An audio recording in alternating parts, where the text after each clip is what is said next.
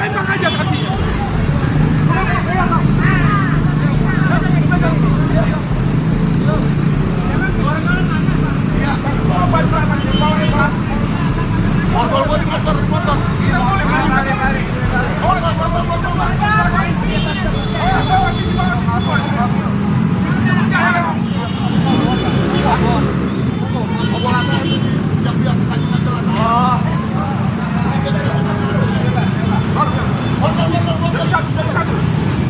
Borgol. Hei, kamu diam. Kamu borgol, nah. Borgol. Borgol.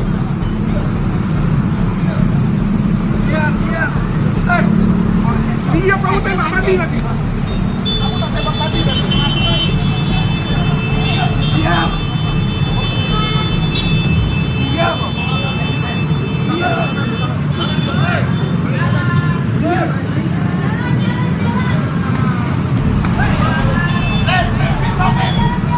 Tembak aja, tembak.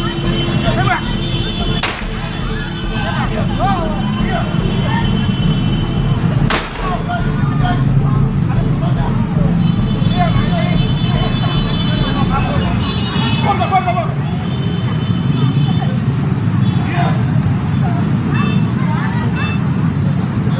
Kita polisi, jalan.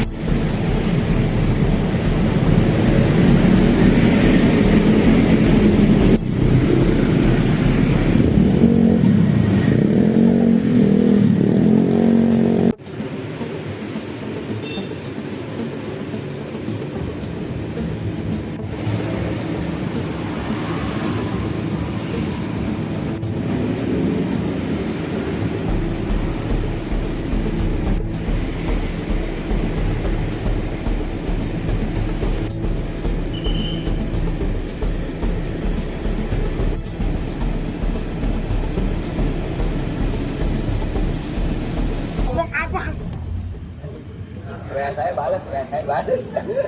Peristiwa terkait pelaku pengganjalan ATM, mana masing-masing dari pelaku tersebut, dari 3 pelaku itu memiliki peran masing-masing, di mana ada yang memiliki peran sebagai pengganjal di dalam gerai tersebut, begitu juga ada yang menawarkan kepada warga yang akan mengambil uang, dan satunya tersebut itu memantau di depan.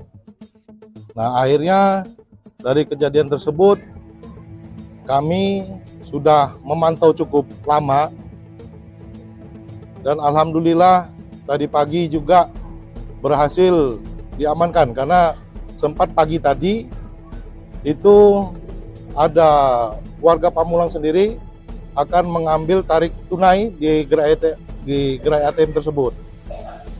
Akhirnya dari kejadian tersebut personil kami melaksanakan penangkapan. Namun tetapi dari penangkapan tersebut pelaku sempat melawan dan hingga melarikan diri, sehingga kami mengambil tindakan tegas secara terukur. Bahwasanya pelaku itu membawa senjata tajam saat beraksi. Ya kan? Itulah. Iya, ini kan udah 3 ATM sih. Coba, ya. Mainin di situ aja.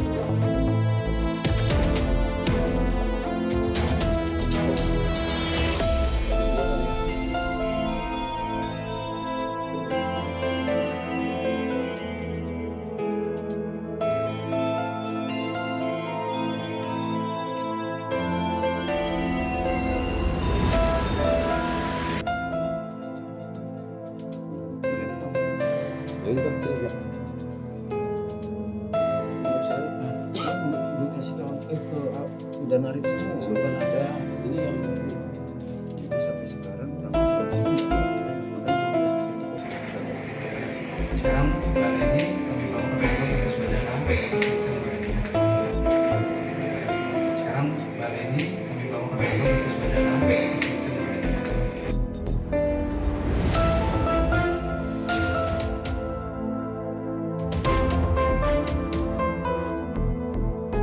Kami dari Polresta Bandara Soekarno-Hatta tadi malam pada tanggal 29 Juli 2026 sekitar pukul 20.00 telah menerima DPO atas nama saudari dengan inisial LA, di mana DPO ini telah diserahkan dari Divbinter Polri bekerjasama dengan Imigrasi Bandara Soekarno-Hatta.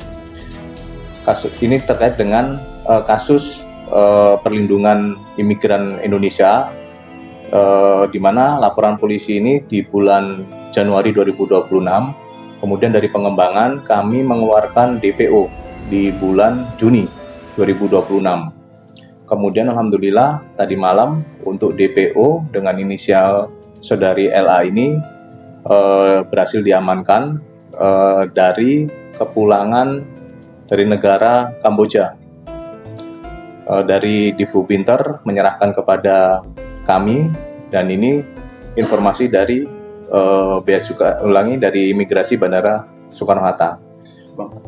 Terkait dengan peranan dari DPO saudari LA ini, yaitu yang bersangkutan menyediakan atau memfasilitasi tiket pesawat dan tiket hotel kepada korban CPMI yang dari Indonesia. Kemudian yang bersangkutan juga mengarahkan langkah-langkah apa yang dilakukan oleh para korban ini atau dari CPMI ini pada saat di bandara. Itu peranan dari saudari LA selaku DPO. Untuk pasal yang dipersangkakan yaitu pasal 81 junto pasal 69 dan atau pasal 83 junto pasal 68 Undang-Undang RI nomor 18 tahun 2017 tentang perlindungan pekerja migran Indonesia. Saat ini yang bersangkutan sudah diamankan di Polresta Bandara Soekarno-Hatta dan masih menjalani pemeriksaan. Untuk ancaman hukuman ini karena sudah bisa dilakukan penahanan di atas 4 tahun. Sementara dalam pengembangan kita akan dalami apakah peranan dari yang bersangkutan ini berkaitan dengan kasus-kasus yang sudah pernah kami tangani. Nanti akan kami informasikan lebih lanjut. Tentunya untuk pemeriksaan yang sudah kami lakukan dengan nanti kita sinkronkan dengan hasil pemeriksaan dari saudari LA ini selaku DPO, tentu kita akan sinkronkan apabila nanti kita temukan dan bisa kita kembangkan untuk korban-korban yang lain, tentunya akan kita maksimalkan. Kita berharap kerjasama dari seluruh pihak dalam mengungkap jaringan pemberangkatan imigran dari Indonesia secara ilegal ini, khususnya di kawasan Bandara Soekarno-Hatta.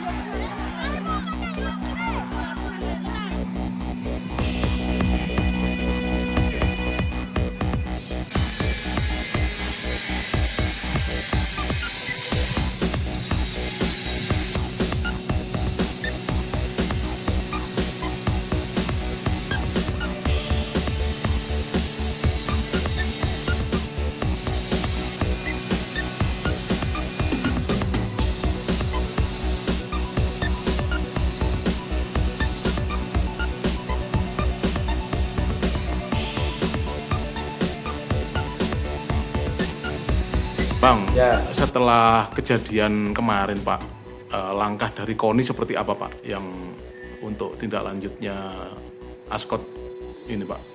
Yang pertama, itu harus diselesaikan kedua belah pihak itu. Seperti apa Pak penyelesaiannya gambaran? Ya penyelesaiannya panggil kedua tim. Itu yang pertama. Yang panggil yang jelas panitia penyelenggara atau Ascot. Atau kalau memang tadi disampaikan Dispora, maka Dispora harus dilibatkan. Saya kan nggak tahu. Ya, kalau memang penyelenggaranya Dispora, pelaksananya adalah Ascot, harus dipanggil, harus dihadirkan, didudukkan bersama, kemudian disampaikan permasalahannya. Ya.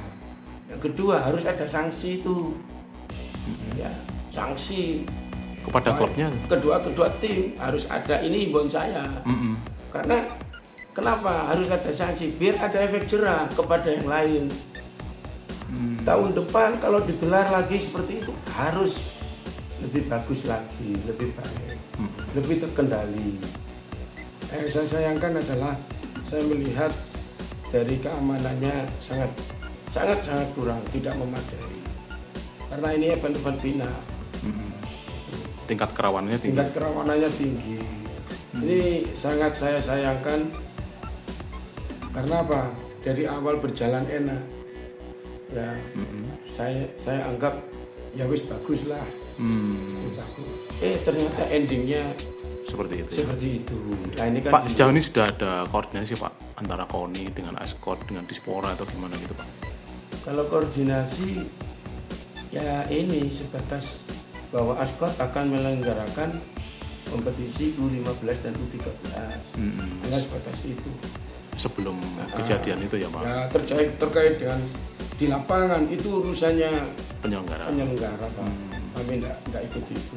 Karena bukan kewenangannya KONI untuk ikut campur ke sana.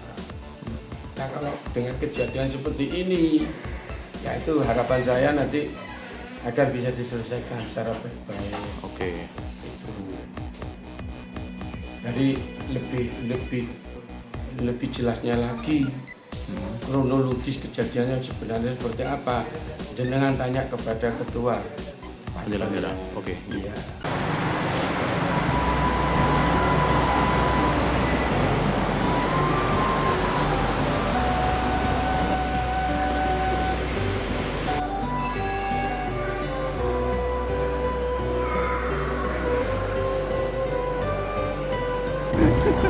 Mereka nurutin Aisyah.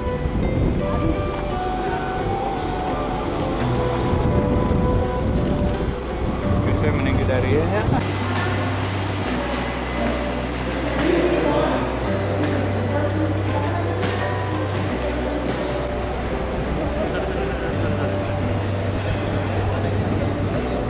Kan gini, Pak Gubernur kan pokoknya gini, saya ingin ini menjadikan sebuah pengalaman yang baik sekali. Kan upaya kita bersama-sama sejak saya pertama kali ngobrol dengan Pak Gubernur soal Husein, kan awalnya saya berdebatan dengan Pak Bey, kemudian ketemulah sama Pak Deddy Mulyadi di Magelang, ya.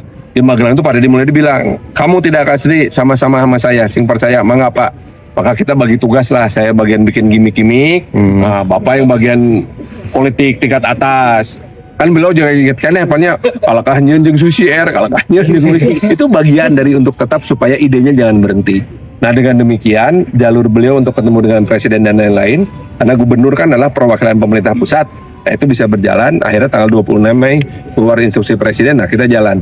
Yang paling penting adalah jangan sampai penumpang turun atau penumpang mau naik itu merasakan bahwa Bandung can siap, taksi can beres, parkir berantakan kene, jalan ngebarolong, pararoek gitu. Nah itu yang nggak boleh terjadi.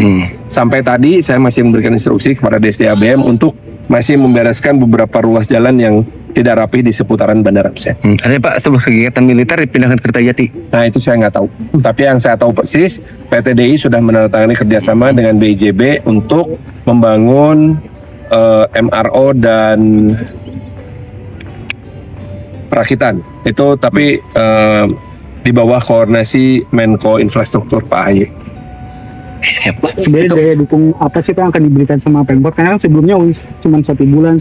Nah, Ya, promosi daya dukungnya ginilah, kita yang pasti akan ikut mempromosikan ya, karena itu bagian dari upaya kita agar investasi yang ditanamkan oleh berbagai macam maskapai itu tidak kemudian menjadi sesuatu yang percuma. Karena bagaimanapun juga harga tiket pesawat sekarang mahal sekali. Perkiraan itu pesawat Garuda yang akan terbang mulai pertama kali ke Bali tanggal 16 Agustus, itu saja harganya sudah antara 1,3 sampai 2,1 sekali terbang. Karena harga tiket sekarang mahal. Nah, maka saya nanti bersama dengan tim ekonomi dan tim Budpar akan mendesain berbagai macam bentuk promo agar orang bisa tahu dan memberikan alasan kenapa mesti bayar lebih untuk terbang datang ke Bandung. Nah, itu nanti akan ada jawabannya. Itulah kira-kira. Oke. Ya, mudah-mudahan nantilah saya ngomong lah ke Pak Iko. Mesti ada bersama media. Ke Bali sih Pak, ke Bali. Ke Halim. Gak sempat baca? Dengerin aja. Klik icon text to speech, gak pakai ribet di okezone.com.